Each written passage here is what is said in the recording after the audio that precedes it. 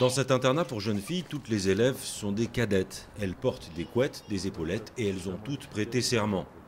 Natacha a 12 ans et comme ses camarades, elle a juré de servir sa patrie et d'être fidèle à la Russie. Ce matin, la jeune patriote de cet internat unique en son genre commence sa journée par son cours préféré, les bases du service militaire.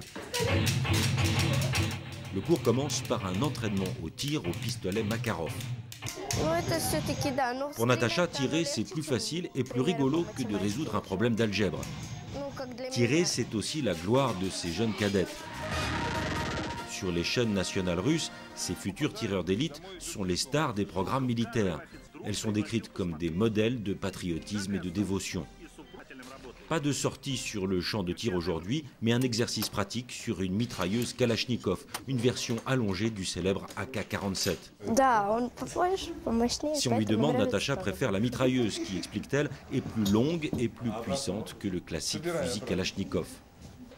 Le cours pratique est terminé. Les élèves des grandes classes partent répéter leur prochain défilé sur la place rouge.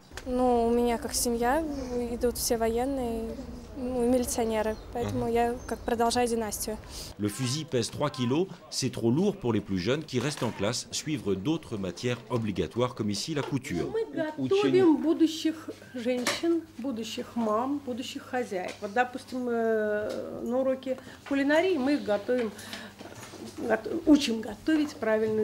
Comment éplucher des pommes de terre est au programme de cet autre cours pratique qu'on dit ici indispensable. Natacha trouve l'exercice moins ennuyeux que la couture, mais elle n'est pas passionnée pour autant. Plutôt que de cuisine, la petite fille préfère parler d'armes lourdes.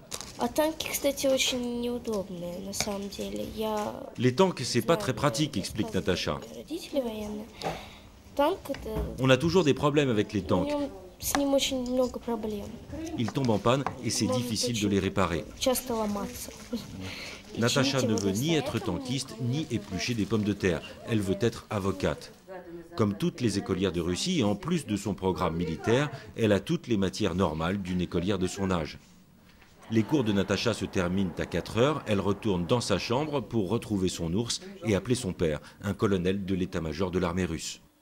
Алло, привет, пап.